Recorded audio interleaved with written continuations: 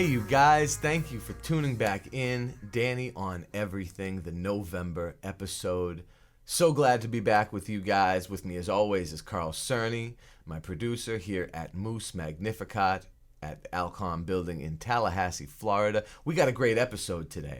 We are doing an exclusive interview with the longtime advisor, counselor, confidant, manager for George Clinton with the George Clinton Thang, Mr. Archie Ivy. We're getting down to the nitty-gritty of what brought him into the music world, his upbringing, all the way through his work with George and Parliament Funkadelic, past, present, and future. It's going to be really great. Before we do that, I want to let you guys know my new album came out not too long ago, Garmir Caramel, with the brothers Nalbandian. It is a fantastic new funk thing. I want you guys to check it out. It's been getting great reviews. You can get it for $20 or $35 international by sending to my PayPal at info@dannybedrosian.com or Cash App at $Daniel Bedrosian or Venmo at Daniel Bedrosian. You can get that. You can also still get, but there are only about 10 copies left of the first printing, the second issue of Sons of the Sun. The Vahan, the Dragon Reaper, with art by Steve Grezik, written by myself. This is running out fast. This has been a big seller. Pick it up now. Same price as the CD. $20 domestic or $35 international to the same places, PayPal, Cash App, or Venmo. I hope you guys check that out. We are going to come back to you in just a minute with an exclusive interview, like I said, with Mr. Archie Ivy. I hope you stick around. Danny on Everything.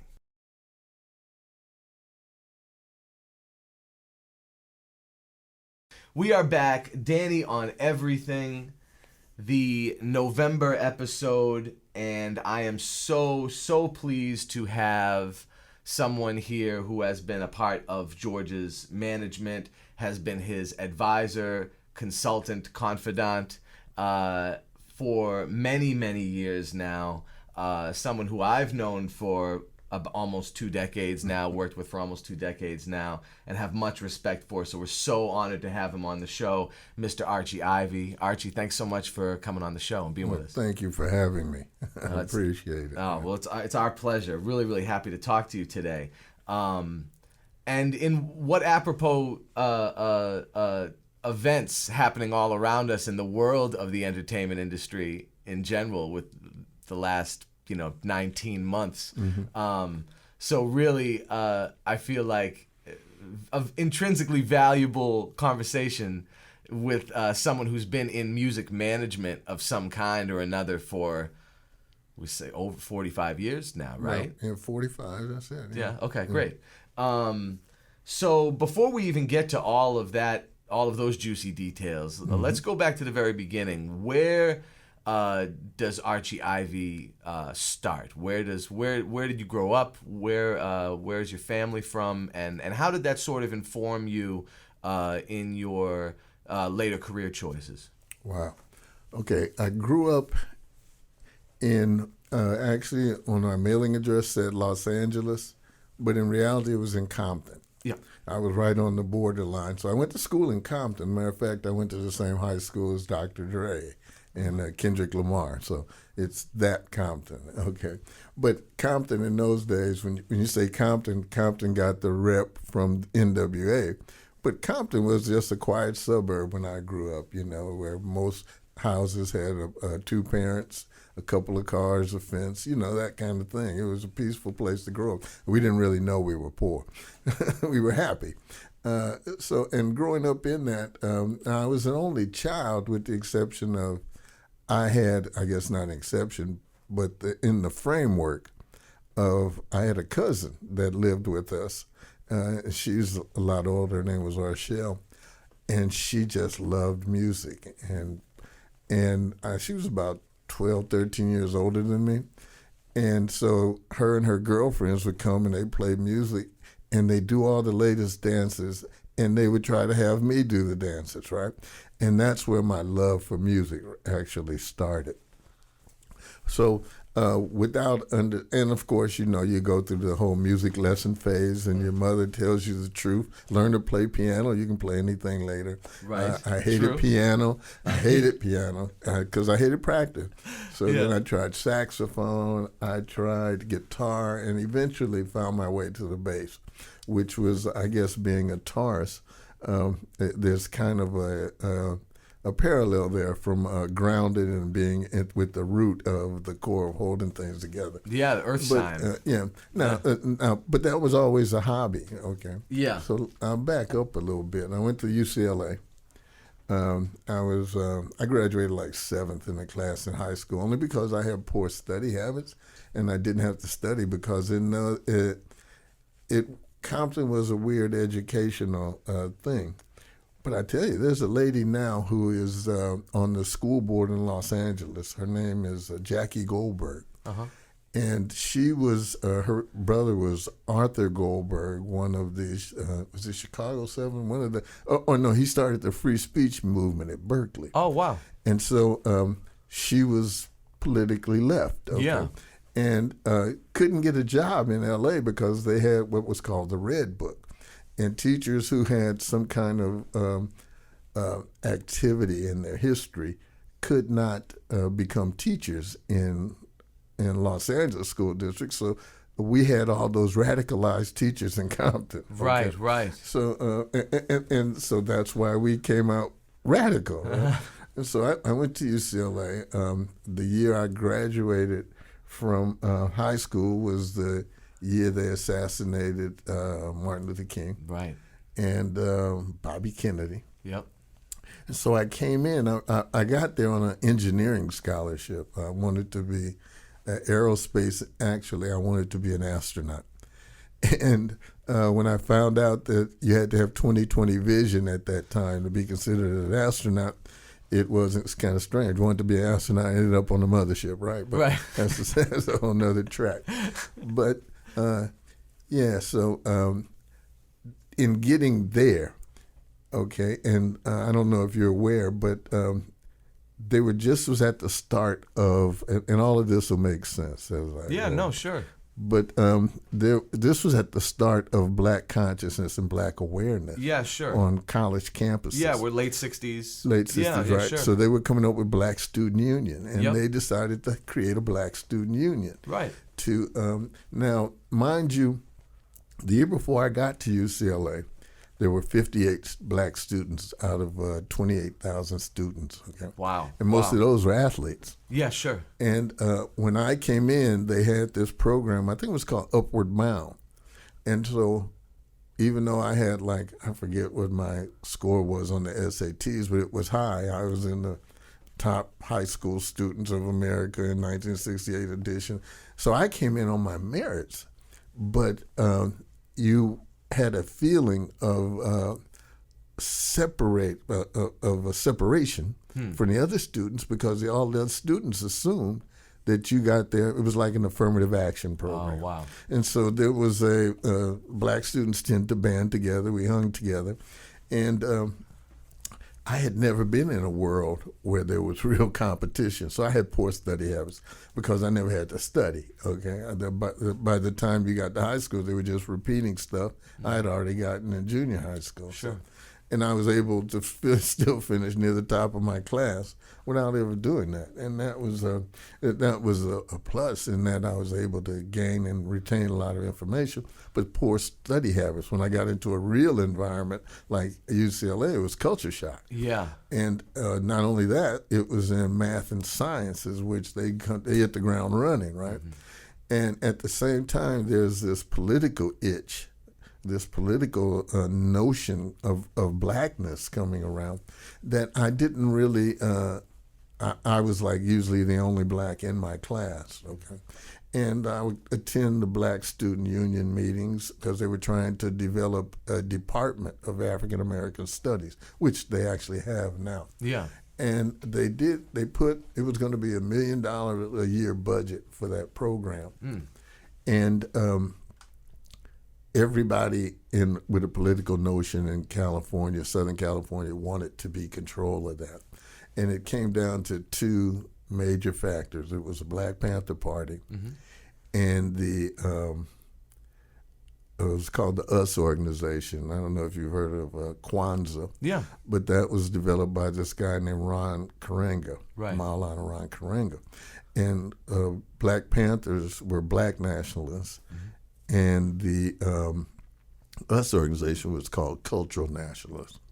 And so their thing was, you have to have the power and the pride and the understanding of where you have come from. You know, the great things that have come out of blackness throughout the years, mathematics and science. You know, all of that stuff started in Africa at one point or another, one place or another. You know, they were doing complex math by way of algebra, while the northern tribes were not even having numbers yet. Okay, Right. They were figuring it out with X's and I's and V's and those kind of Roman numerals. So that was their approach. Well, it came to a head, and it was got real contentious, arguings back and forth in meetings, and I'm giving you because I don't want to spend a lot of time on this, but this is the what was that, Cliff Notes version? Sure, Okay. sure. So it came to a point that the Panthers started bringing their guns on campus, right? You know, because at that time you could walk around with guns exposed, with rifles and stuff, and then the US people were threatened, and there was a COINTELPRO guy on campus, right? That I don't need to explain that to your Right. listeners, but I'm sure they could Yeah. find out what COINTELPRO was. Yeah, exactly. But he was an agent provocateur. Yeah, sure. And everybody knew he was the police, you know, Yeah. you say it casually. But he was still able to get into the skins of guys. And at one meeting, the leaders of the Black Panther Party, John Huggins and Bunchy Carter, were coming to a Black Student Union meeting. And guys from the US organization ambushed them and assassinated them. Oh, right wow. on campus, right? Yeah. Wow. So out of the 29,000 students that were in campus at Westwood that night, it was about 30 of us on campus, right? And it was all the black students. We were the only ones not scared to run away, but they thought it was I don't know what they thought, but it was like a ghost town, right? Wow. And I remember one of the leaders, I'll leave her nameless at this point, of the Black Panther Party came to my room because they knew that I was affiliated with the US organization. I wasn't really a card-carrying member, but I was attending their meetings they would have, right? And they came to my room and came in. I actually held a gun to my head, wanting me to tell them where the guys, it was Sultani Ali and Watani Ali, they knew I knew them. And they wanted to know where they were because they had killed, you know, the leadership. So that was quite a shock. Yeah. And from that, looking back over it, I realized, because I started college early at 17, right? And this happened while I was 17. And it was a trauma that I didn't realize I had. But my college trajectory went sideways from there. I got bored at the relevancy of the math and science, and wanted to be more in a dynamic thing. So I ended up trying to be a film director and stuff, and I made a Project One, which I thought was the very first music video. Okay, it was a piece, and it was because I couldn't afford to get a 16 millimeter mag film, a 16 millimeter film that I could do the sound with. So I had a Super 8 camera. I got clips, and I filmed. I got clips of some protests, and then did still shots of headlines, and I edited all this together, and so which was a real effort because 8 millimeter film and 16 millimeter film run at different speeds. Yeah. So in order to get the edits, and it took me like forever in the editing room to get it done. And so it was to Edwin Starr's song "War." What is it good for, right? So I did an edited version. This is a long story, but I hope there's no commercial breaks on No. So I go from that environment. So I play this film at the when we have the everybody comes in and you have a screening, right? Mm-hmm.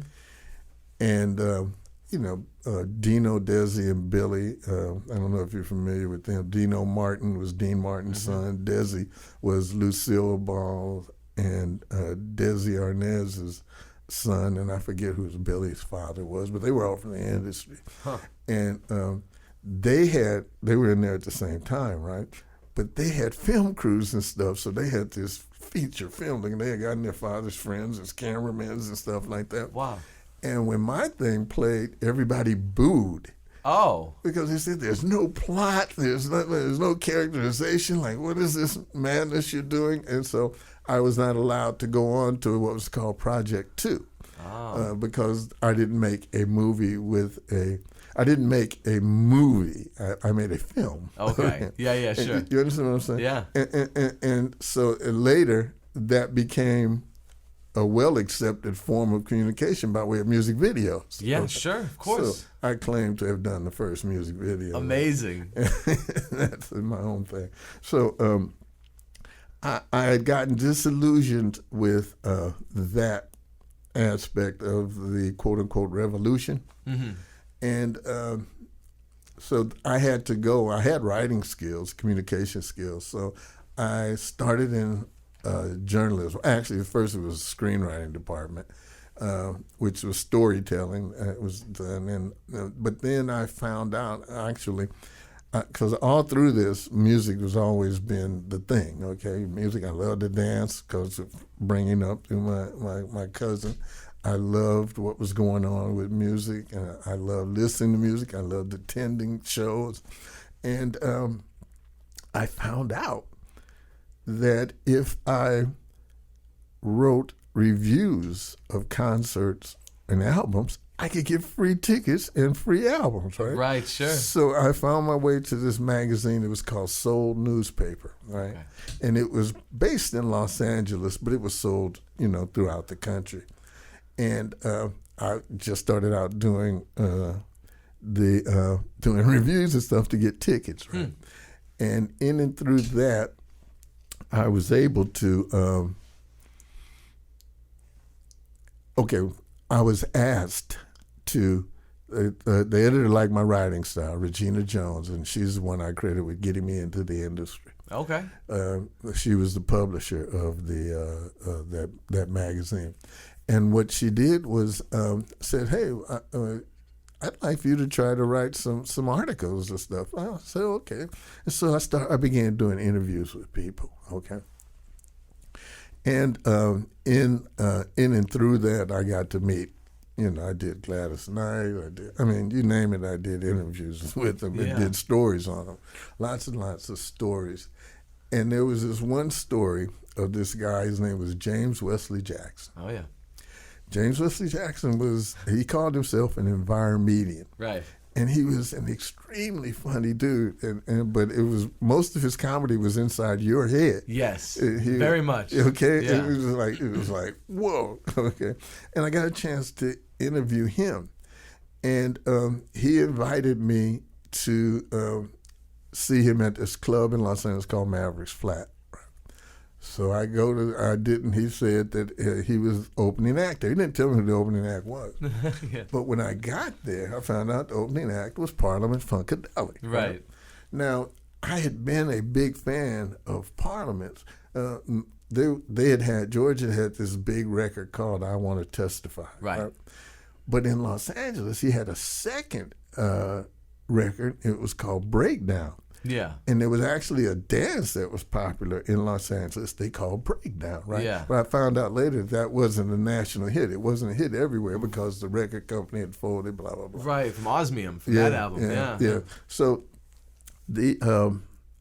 so I go there and I get this experience of Parliament Funkadelic. And right. This was like the wildest, most live, most original. It was primal. It was ethnic, but it was rock. It was like, all of these things. So was this like 71, 72? Just around in that area, Okay. 71, 72. Okay. Yeah.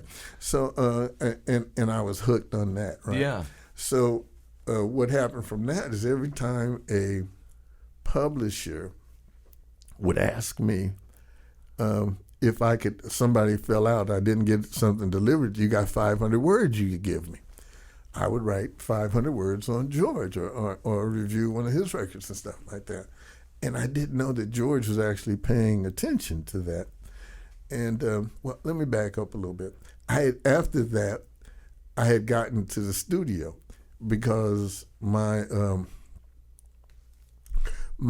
cousin was he was the cousin of my roommate, but we passed ourselves off as cousins. We were like that. He was dating a girl who was the cousin and a roommate of a lady named Dawn. I can't remember Dawn's last name, but it was Eddie Hazel's girlfriend. Oh, okay. Okay. And so I had known Eddie just by hanging out, with him and with them. And had been to the studio a couple of times, sat quietly in the corner and stuff. So that was how I got introduced. George's friendly person is this, and my cousin was, how can I say this? He was involved in being the life of the party. Yeah. Okay, so he was just a jovial type guy, but and he was known to be generous with party favors. And so he was well liked by everybody, and so it was that was my introduction to the studio experience. And right. I found George to be fascinating just watching him work. Okay, and how he would just producing. I think that it's unfortunate, but if those visions of being that experience was able to be captured, I think people would really appreciate his art form and how he does it a lot greater. Okay, because I've seen him take people who only knew two notes on a guitar, right, and get them to play those two notes at the ultimate best level that they could be played. Right. And that's what his genius is bringing out the genius in people. Yes. And recognizing the genius in people. So one day he comes, I'm down at the studio, just hanging out, and he pulls me aside and said, "Come here, man, I'll talk to you." By this time, I'd already done an interview with him myself, so he knew I was a writer, and he'd be in seeing all those other articles I was doing. And he sat me down and told me about his vision for Mothership and what he was going to do with his next album. And at this time, he was doing, he had already done Up for the Downstroke. So he must have been doing Chocolate City. Yeah. He was doing Chocolate City, but he was telling me about his next project was going to be, and he wanted to do this rock opera, funk opera, with a big centerpiece being this big stage show with a mothership landing on stage. And he said, "I'm going to need a publicist to tell the story because I want it told from my point of view before, they define it themselves. Okay, they'll define it. And I want to control the definition, how people perceive it." And so he said, "Do you want to do that for me?" And I said, "Yes, of course." And it was weird too because my mother couldn't understand that because at the same time, Earth, Wind & Fire had asked me to be their publicist. Right. But Earth, Wind & Fire, when they did the That's the Way of the World album, they took me up to this ranch in Colorado where I forget the name of it, where they recorded it. Mm-hmm. And they, here's a little bit of breaking news, I guess. I'm not ashamed. But when I was up there, I stayed in the house, and they had all these little cottages, and then they had the recording studio. And it was up there a week, and you're up in the mountains away from everything. So I had been taking pictures in the studio and listening to the songs from that album coming out. And then this was the first clue. I had run out of film. And so I went to the girls in the kitchen area, the hostesses or whatever you would call them, and I asked them, when are you going back in town? Because I need to get some more film. And they said, oh, you're lucky. We're actually going in today. We have to get some more meat. I said, wait a minute, meat? Who's eating meat? The band's vegetarian. They said, well, no, every night around midnight, the guys call us up and they ask for hamburgers, right? Okay. So I said, okay, Earth, Wind, and Fire is not vegetarian, right? Okay. So that was number one. Number two, when they finished the thing, they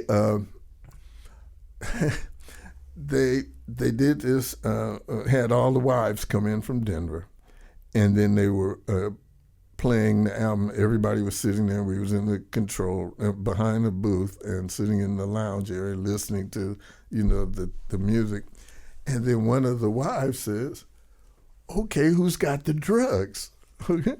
And then all the guys start going, oh, shh, shh, shh. They're pointing at me, right? And I'm just acting like I'm oblivious to it. But that was number two. So, okay, they're not vegetarians and they get high. Right. Okay. So I'm sorry, guys. And are openly covering it or trying to cover it up. And so that's what my job would be lying to the public. And I was not comfortable with that when George was completely the opposite, right? Yeah. He'd walk into the studio and he'd look at you and say, what you got? Yeah, yeah. And I just found a freshness and a truth and a reality, aside from the fact that it was real music with real musicians playing stuff that, okay, I told you I play bass, but I had this warped concept of that if I could play what you guys are playing on your record, you're not very good because I'm not that good, okay? And I didn't realize that the majority of people, I had a band, okay? Me and my bandmate, Blackbird McKnight, was instrumental in my bandmate. One of the guys, he just passed away, dearest friend, Ron Brimley. He was he finished off his career being Bootsy's manager. Yep. But he was just a lovely guy. I mean, he actually played on stage with P-Funk a number of times. I never had the nerve to do it. But he... Blackbird had, he jammed with us. It was a garage band, okay. Yep. But I broke them up because I said they were not serious enough to be as good as Funkadelic. Okay. And so that was strange because once I got deeper into the business, I realized not very many people were as good as Funkadelic. Right. Okay. Yeah. Or as intense, especially at playing funk music, because there was. Bernie Worrell, he once told me, he said, because we would talk, on the bus ride, you talk about stuff. So he was on the bus and we were talking, and he said to me, he says, there's no such thing as a wrong note. He says, there's only consonance and dissonance. Consonance sounds good, dissonance sounds disturbing. Yeah. Okay. And sometimes dissonance is okay. And sometimes it's what's necessary. And sometimes it's necessary. Yeah. And he says, if you play something and you don't like the way that fit in, just don't play it next time around. True. And I said, wow, nobody ever told me that, right? And it would relieve me of a lot of problems just in developing the musical craft. So I decided to go with George, and the rest, that was 45 years ago about that. And I've been trapped in the world of George Clinton and P-Funk ever since, and not trying to find an escape. It's fantastic. You managed to make your way through like my first 4 or 5 questions, so that's perfect. Okay. That's actually perfect because I'd rather have that. And harkening back to what you said about Bernie, I remember him saying the same thing to me when I was studying under him. He was, things like, don't feel like you have to cover something up by doing it again because you did it the first time and you didn't like it. If you didn't like it, you just don't have to do it again. He said the same thing to me. And that always stuck with me for a long time. I was like, yeah, that's fantastic. And then the other thing that's interesting about that, not to delve too deep, but that how even dissonance it's not always dissonant. To some people, dissonance is beautiful. Well, it might not even be dissonant to them, you know. So there's so much to that wrong note theory. I'll do it one better. It's to me, rap music in the beginning was all about dissonance. Sure. I mean, they would have stuff in conflicting keys going on with their samples and stuff, and they proved that it really doesn't matter if that's where it is. And so that altered our consciousness and receptivity to things that it was just amazing. Yeah. And Sly told me once something too that I have the same thing I wish I had heard earlier. He said, there ain't but one song, there's just different ways to play it. Yeah. Sure. Said, so true. Whoa, okay, yeah. There's so much to that. The graph is just that's incredible. So this is kind of a a lot of times I say that there's questions that you ask for the viewers, there's questions you ask for the guest, and then there's questions you ask for yourself. So this is my little special one for myself. Okay. So, as a comic book fan, I always enjoyed the artwork on the albums and stuff even before I was in the band, because I was into comics too, and so that kind of married those two things for me as well. In addition to all the genres being married together in the music.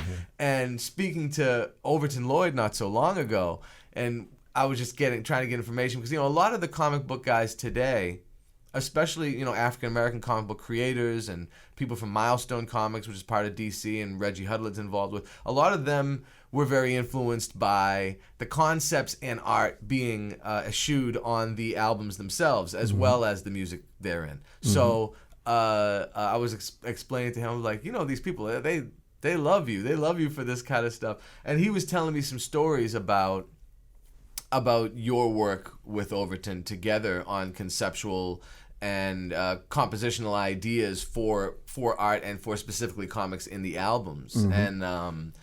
And so in a lot of ways, you would have been, if it were a bona fide comic book that would be sold, you would have been probably listed as, plotter, scripter, or something like that. Exactly, yeah.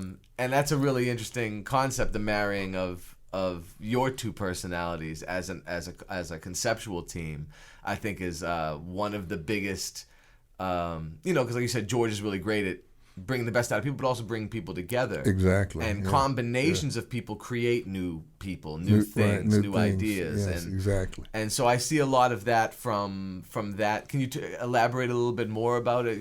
Overton calls it an anti-comic. That's interesting. Well, first of all, Overton is like one of the most special people on the planet. Sure. And the ultimate genius, at his craft. Yeah. And if I was as good at writing as he is at art, I probably would have been more writer and stepped away from all of this. Okay.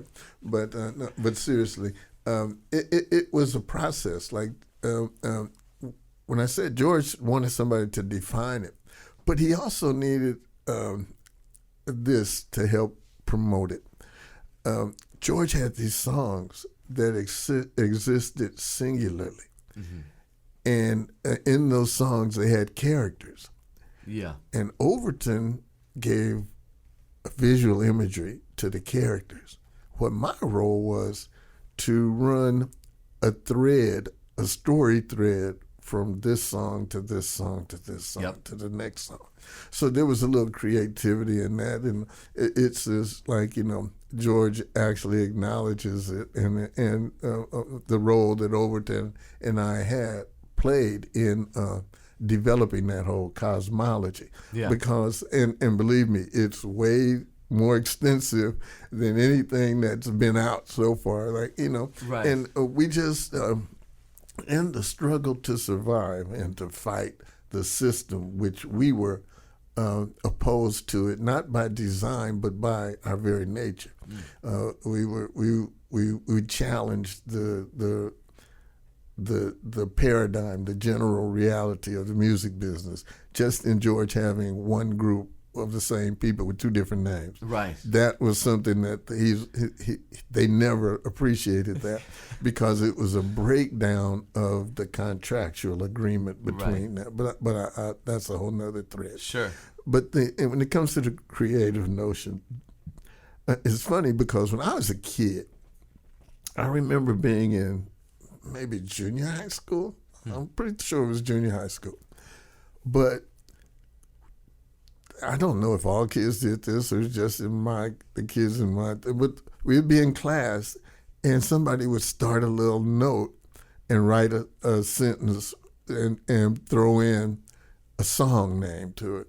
And they would pass it on to somebody else, and they would add another line with another song, and they would pass it around. So I had been used to tying stuff. I had been trained for that. You know how the universe, God, however you might perceive, prepares you for what you are going to do in the future. Yep. So I'd had practice in doing that and taking that and making a story thread. So it wasn't that difficult. Okay, I told you I was the only child, so I lived a lot in my head. Sure. Okay, sure. And so you become imaginative and creative, and so it's not hard for me to take an idea and then run with it. And then I did have the storytelling training in college. Okay, that was my favorite class in screenwriting, was the most basic one, which was storytelling. Okay. And about the oral tradition of storytelling. And so I took elements and understanding of those things, and Overton and I would kick it back and forth. And Overton gets stuff like this, okay? Yeah. And then throws another layer on it, right? And we share it with George, and he'll take it a whole nother place, right? Yeah. Right. So that became the ground of that, and it was before we knew anything about that. Now, had we not been dealing with so many other things, because trust me, this was basically just served two purposes. It was to justify in the hearts and minds of the public the purpose of the mothership. Right. You know, there were a lot of, I use Boston, for example. They also had a spaceship. Yeah. But all it was a big stage prop. And the show started, it rotated, and the orchestra was sitting in it, and that was it. Right. It had no relevance to the story. Right. Whereas the whole concept of the mothership landing and the aliens stepping forth, and instead of wanting to eat us or to dominate us, right, they just wanted to party. Like, right, right. Let's have a good time. Y'all don't know. This is all it is at the end of the day. Yeah. Like, free your mind, your ass will follow. Right. Okay. So that was the purpose, was to prepare the way for the mothership in the story, and that's why we had cartoons at the beginning of the shows. Mm-hmm. That's why George did preambles at the beginning of the records. Right. Funk Upon a Time in the age of the Funkopus. You Yep. know, the concept of specially designed astronauts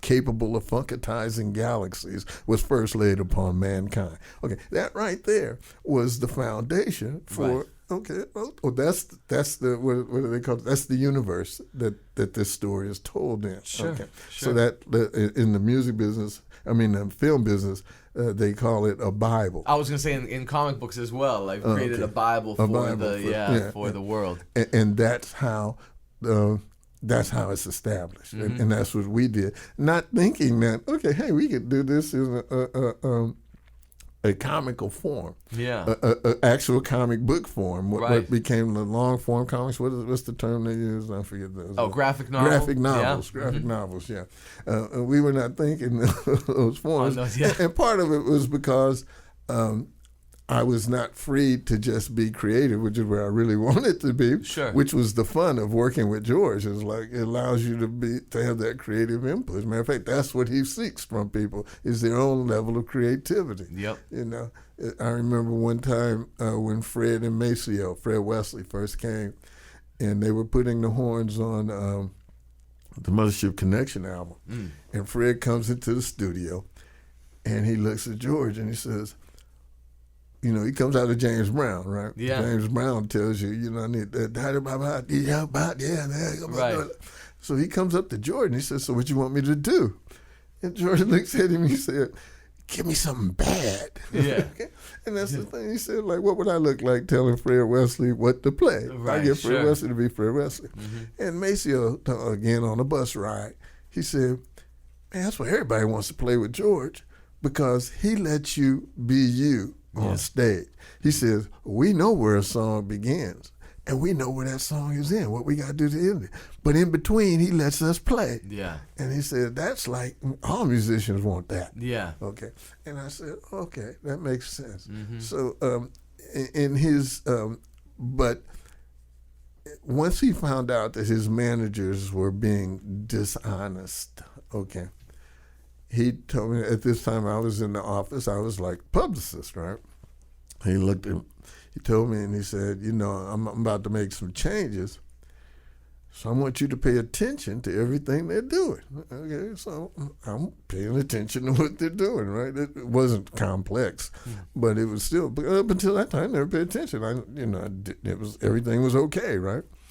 And it's funny too, because this guy is a great guy. He was the guy who actually I worked under and doing his name was Charlie Basilini, great guy. And it was really difficult for George to move away from, he was partners with this guy named Ron Strassner, okay? And Ron Strassner and Charlie had an attachment to Ron Strassner, which really made it difficult because as much as he loved George and wanted to be with George, he still couldn't separate himself from Ron Strassner. But he and George and he and I were still friendly to this day. Okay, yep. So he got me into doing that. But so I watched what they did, and then one day George says, "I'm firing them," and he says, "I want you to handle stuff." He says, "It'll only be a minute, right?" And it was. It was interesting that he put me in that position. But the industry was kind of closed. They had their own set of people they respected. And I didn't come from that mold, okay? You know, I have this about, like, basically I was Democratic socialist is how sure. Bernie was. I mean, I'm a communist and nothing like that. Right. But I knew that there should be a broader spread. There's a better way to run a society. Sure. Than how basic capitalists drive. Okay. Yeah. There's certain inalienable rights, you know, right. that we should all have, and part of those is the general welfare of the population. Indeed. So things weren't done that way, and so people would refer to me as George's manager, and I would have to accept that because it was easier to deal with having a title. You know, people need to think of you in the box, right? Yeah, sure. And but my theory was that if your mother's not your manager, then you can't trust your manager. And I didn't say mother or father.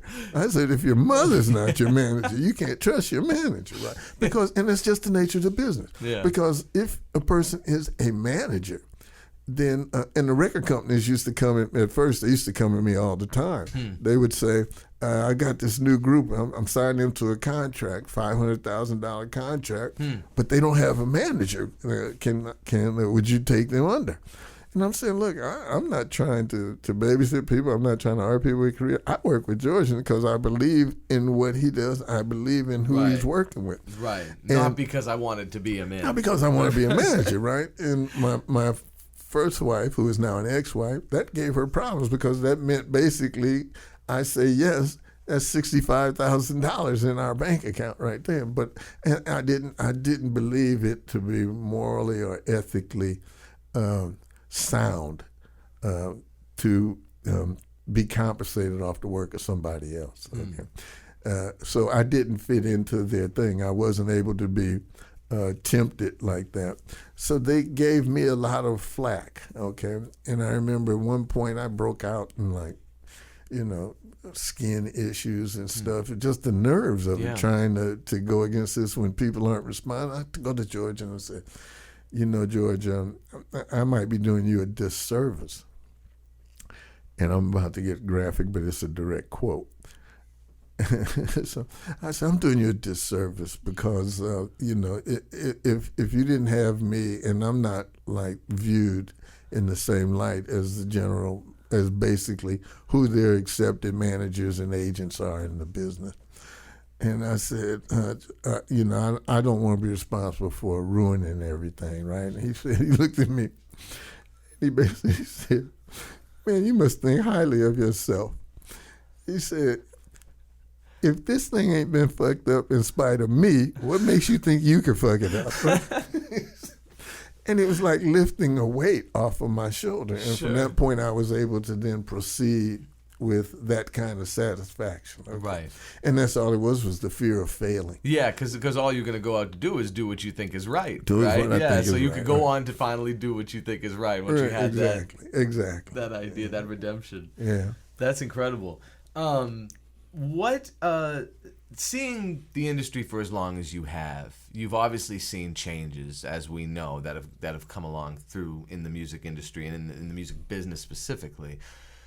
Can you think of one change that's been wholly positive, and can you think of one change that you think has been ultimately negative in the industry, maybe throughout your history with music or even recently? Wow. That's a tough one, the way It's a you deep put one. it in there. I can tell you it's negative right off the bat. Yeah, okay. The changing way of delivering music to the public. And it's only negative because I was brought up in the old way. Before the technology, when we had records, when we had record stores. Yeah. Okay, but that is, it was more organic. There were certain things you had to do. And once you got it into that pipeline, then your music had a chance to live for itself. Exactly. And that was the system of breaking a record becoming a hit, and careers rising. Exactly.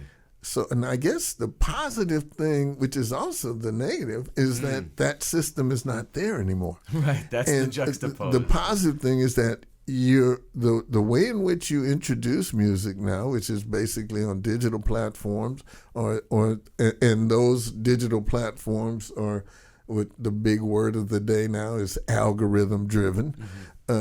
That's what determines the success or the failure or lack of success. I won't even say failure, but lack of success of music, because you can have the greatest music there is, but if it doesn't get caught on in that social media thing, which is like TikTok is like what, 30 seconds if it's that long. Right. Okay, and how do you get that? That's just like a hook of a song. That's just like an intro to Isaac Hayes or some of those stuff in those days. Temptations, like, they had some long introductions laying the groundwork, but how do you get people's attention? So it's become more visual in nature, but music is more prevalent in people's lives. And so everybody's walking around with ear pods and personalize their music, which is a good thing. But the bad thing is it's hard to get a career started. Right. And so there is, I just have a feeling that there's like talent out there. And unless they fall into the realm of, not even the realm, but or the path, but just it's almost like a lottery. You become Little Nas X. Yeah. Okay. Right. And without understanding why. Cardi B, I remember I used to hear this song that irritated me, and George says, well, that's how you know it's a hit. If it irritates you, then that means that's what the kids are going to like, right? Yeah. And so I'm going around talking about, I don't dance now, I make money move. Yeah. I don't dance now, I make money move. And that's what I was saying.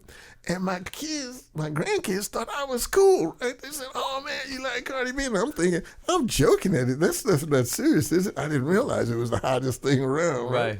So I guess there's some truth in what George says, but it's how that stuff catches on, I don't understand now. Right.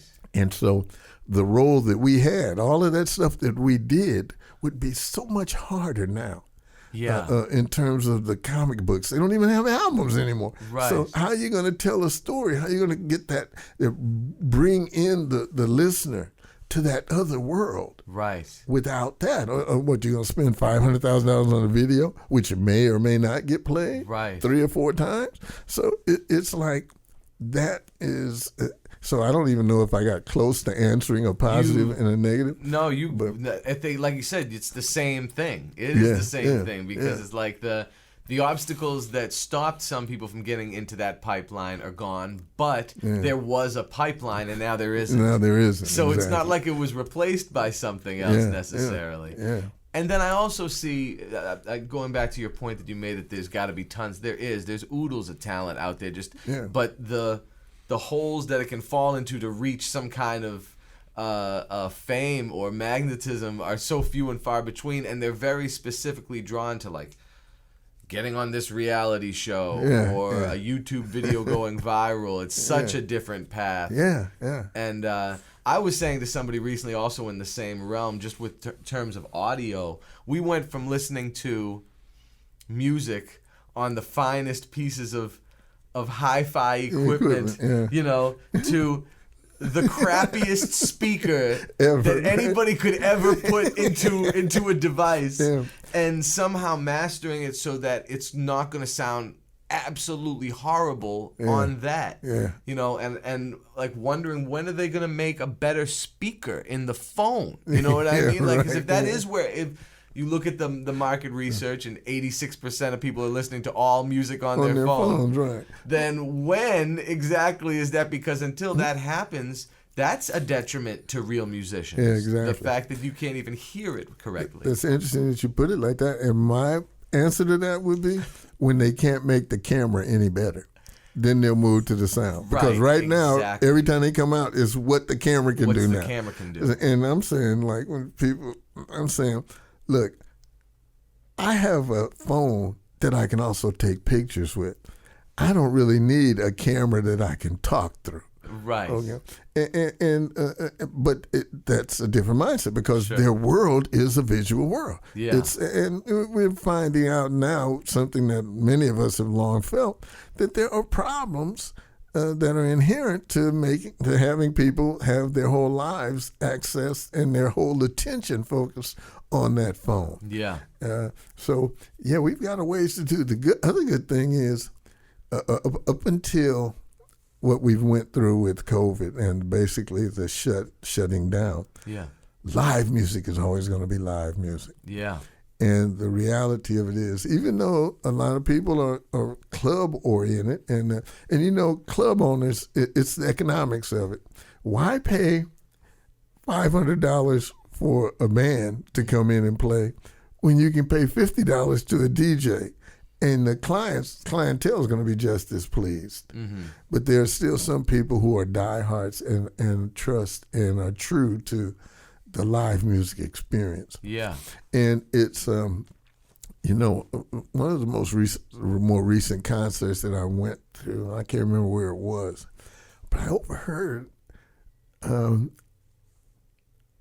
two people in the audience, right, attendees, saying, "Wow, I didn't know. I didn't know this is how the sound is made."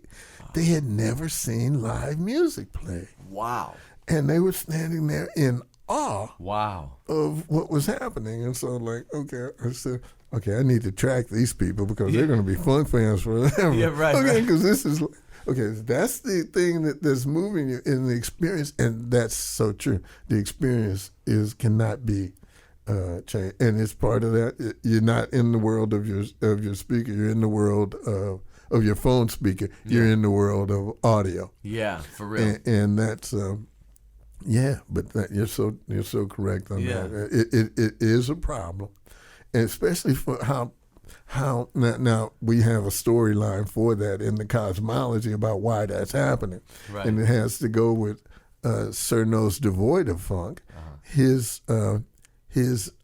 purpose is to keep people from dancing. Right. And if you change their ability to feel the drums and the bass, you can stop them from shaking their booties. Yep.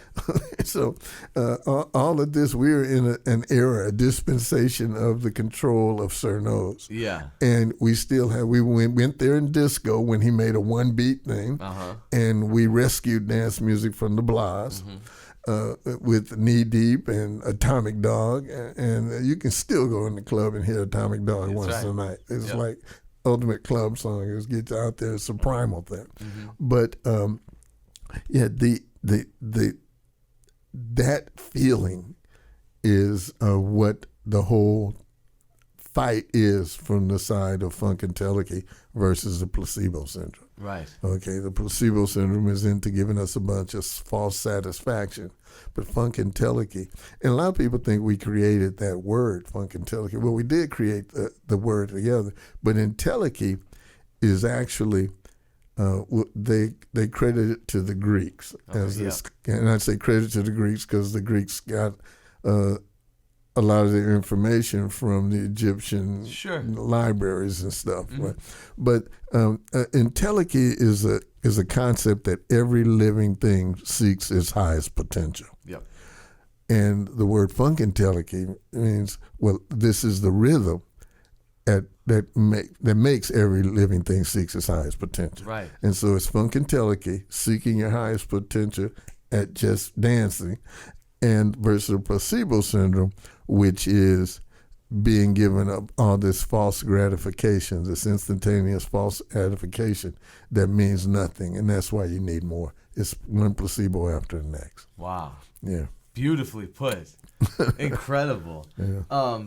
I have just one more question for you, Archie, and I'm going to let you go because I know you have places you have to be. But I'd rather be no place from here, but nice. I guess you can tell. Yeah. Okay. Well, first of all, I just have to say again, it's our absolute pleasure to have you, and really appreciate it. Okay. Having worked with George Clinton for as long as you have, as someone who deals with, again, for lack of better words, or to put it quickly, management and managing of artists, there's always obstacles that have to be hurdled over or run around or smashed through. Mm-hmm. At this point in George's career, do you still see obstacles, and are they the same ones that you've had to deal with in the past? Is it just a repeat, he has to constantly prove himself, or is it that with the shifting of time and the shifting of age that he has actually been given new obstacles? He's given new obstacles in the sense that, in the course of my day-to-day work, I interact with a lot of younger people. Mm-hmm. And somebody might be in a room and they'll say, oh man, yeah, this is Archie Ivy, he works with George Clinton. And the younger people's faces will look like, who's George Clinton? Sure. And that's his obstacle now. Okay. There's a big, now, at the same time, the people that know who George Clinton is, they know who George Clinton is, and they love him. Yeah. So that's not really, our obstacle is not in George having to do anything different. Our obstacle is how do we get it understood by today's audience, just how important he is, just how just how great that music is, just how great that live experience is. So the obstacle is making it known to more people.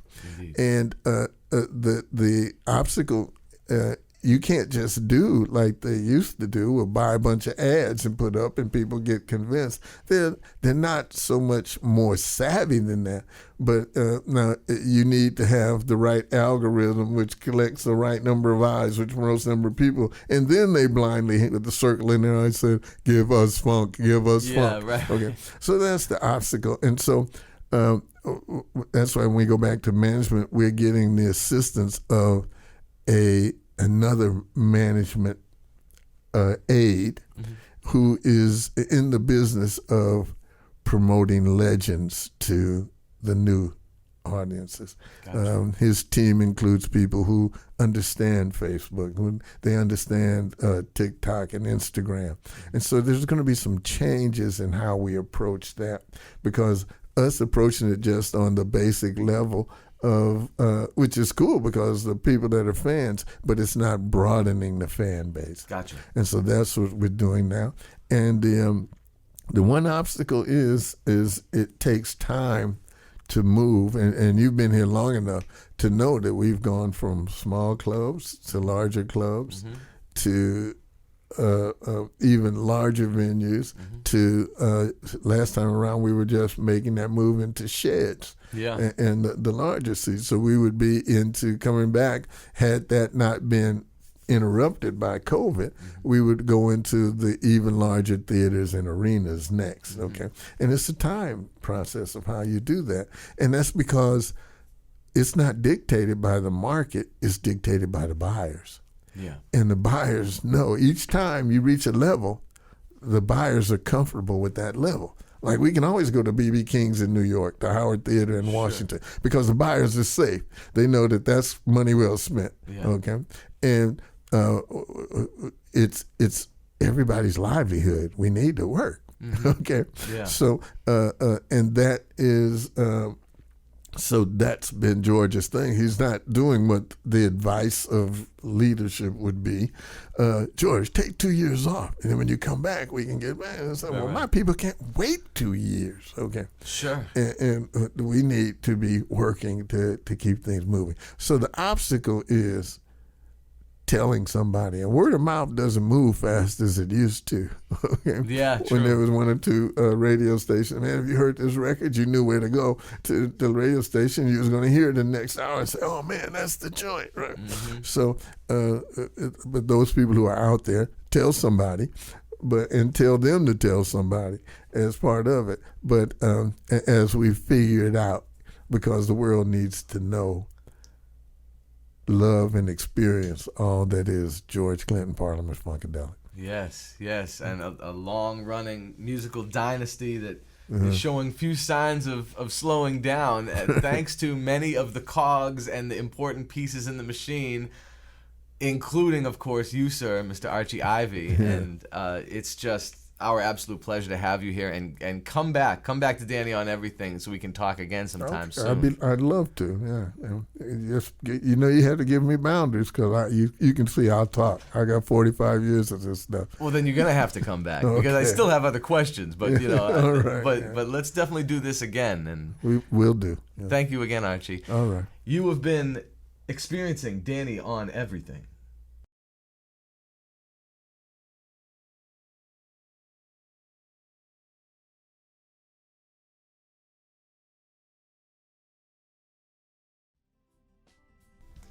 All right, you guys. What a great episode. So glad to have Mr. Archie Ivy. Thank you, Archie, for joining us again. I hope we can do it again because there's more we have to talk about. It was just really fantastic having him here.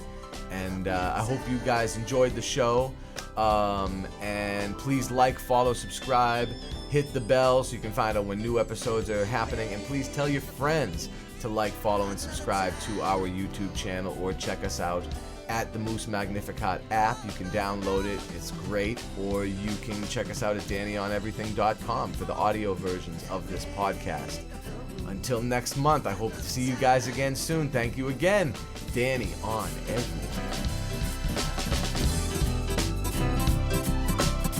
You're going sweetie like a bird. You're going sweetie like a bird in the sky. You're going sweetie like a bird. You're going sweetie like a bird in the sky.